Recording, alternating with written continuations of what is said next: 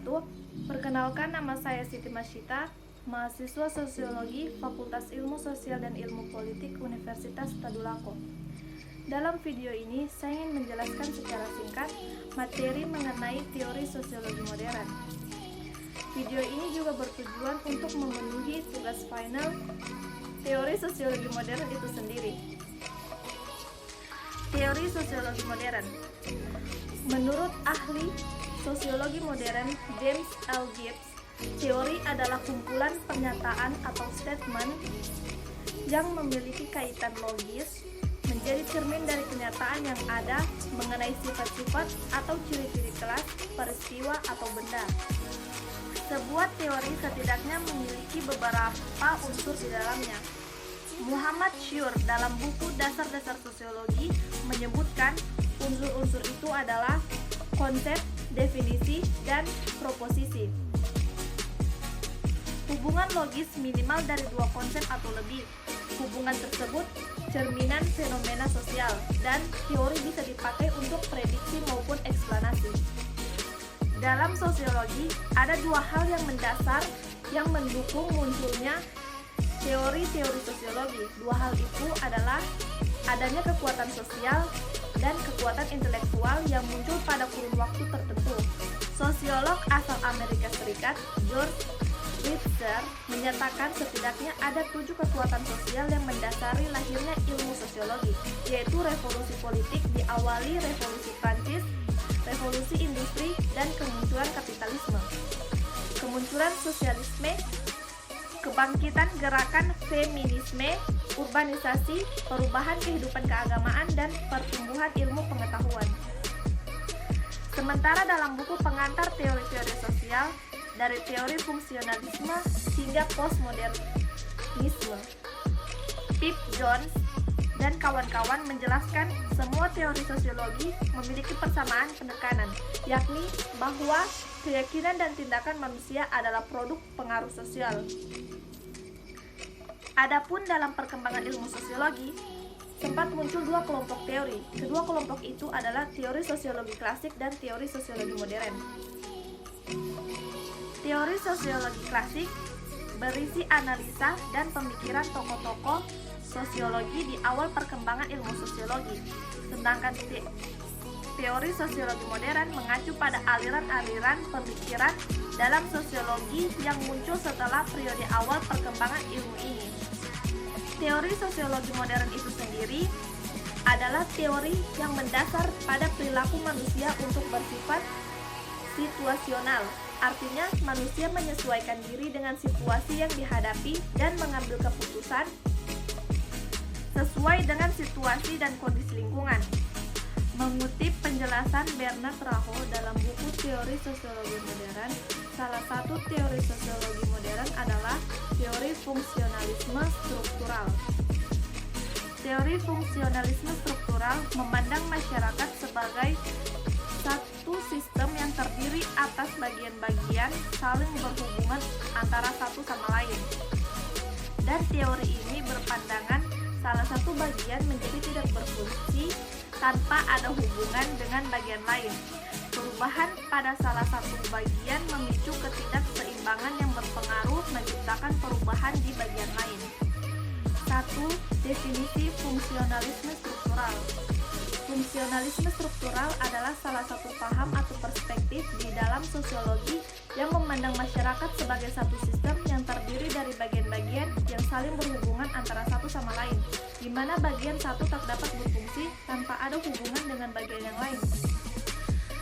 Kemudian, perubahan yang terjadi pada salah satu bagian akan menyebabkan ketidakseimbangan dan pada gilirnya akan menciptakan perubahan pada bagian lain. Perkembangan fungsionalisme struktural didasarkan atas model perkembangan sistem organisme yang didapat dalam biologi.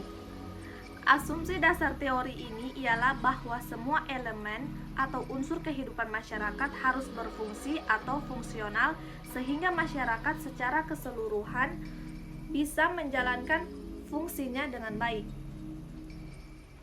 2. Teori fungsionalisme tentang stratifikasi. Stratifikasi adalah suatu keharusan, tetapi Mereka menambahkan bahwa stratifikasi yang mereka maksudkan bukannya individu-individu yang ada di dalam sistem stratifikasi itu, melainkan sistem posisi-posisi. Mereka memusatkan perhatiannya posisi-posisi yang mengandung prestise yang berbeda-beda di dalam masyarakat dan bukannya pada individu-individu yang menduduki posisi tertentu. Dengan pikiran seperti itu, pokok persoalan untuk para pendukung teori ini ialah bagaimana masyarakat memotivasi dan menempatkan orang-orang ke dalam posisi-posisi yang tepat di dalam sistem stratifikasi. Di sini ada dua hal yang harus diperhatikan, yakni pertama, bagaimana masyarakat membangkitkan di dalam individu-individu tertentu keinginan untuk menduduki posisi tertentu.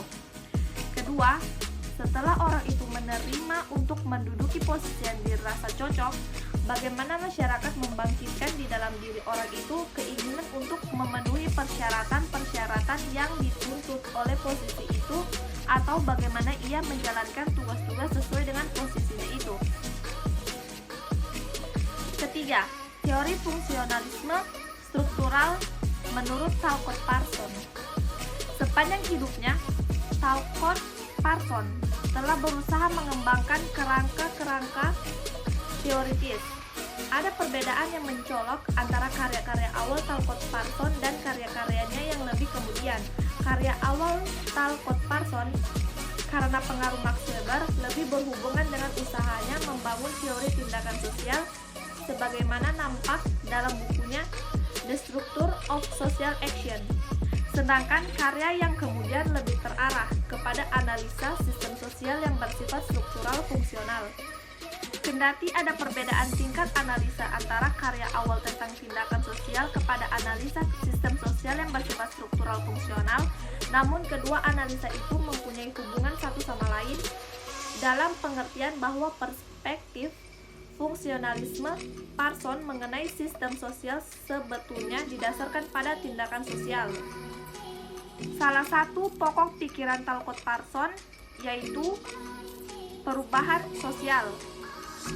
Kritik yang dilancarkan terhadap karya Parson yang terlalu mengutamakan equilibrium adalah bahwa ia tidak bisa menjelaskan bagaimana terjadinya perubahan sosial.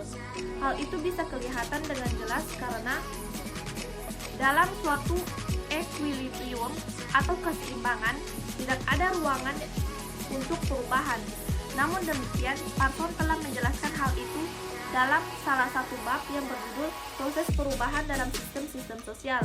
Namun demikian, Parson telah menjelaskan hal itu dalam salah satu bab yang berjudul Proses Perubahan dalam Sistem-Sistem Sosial di dalam bukunya yang berjudul Social System.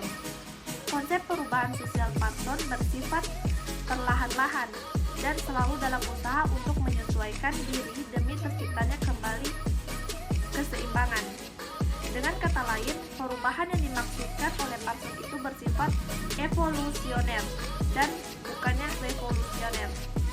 Konsep demikian, yakni perubahan yang bersifat evolusioner, sebetulnya bukanlah sesuatu yang baru sama sekali. Keprihatinan para sosiolog pada awal perkembangan sosiologi ialah berusaha untuk menjelaskan proses transformasi yang terjadi pada masyarakat di sekitar mereka.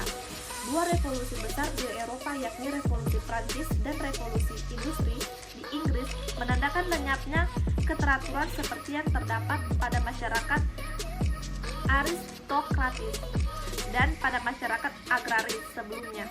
Konsep tentang perubahan yang bersifat evolusioner dari Parson dipengaruhi oleh pendahulunya seperti Auguste Comte, Herbert Spencer, dan Emil Durkheim. Menurut Auguste Comte, manusia berkembang melalui 3 tahap sesuai dengan perkembangan 3 tahap masyarakat, yakni teologis, metafisis, dan positif. Kemudian Herbert Spencer mengaplikasikan teori evolusi Darwin untuk masyarakat. Dia berpendapat bahwa sebagaimana makhluk hidup, demikian juga masyarakat berkembang dari tahap yang sederhana menuju sesuatu yang kompleks atau majemuk. Lalu Durkheim juga menjelaskan perubahan dari masyarakat yang mekanik kepada masyarakat yang semakin organik oleh adanya kemajuan dan pembagian kerja. Itulah tadi materi yang bisa saya jelaskan. Mohon maaf apabila ada kekurangan baik dalam pengucapan maupun materi yang masih kurang. Sekian, wassalamualaikum warahmatullahi wabarakatuh.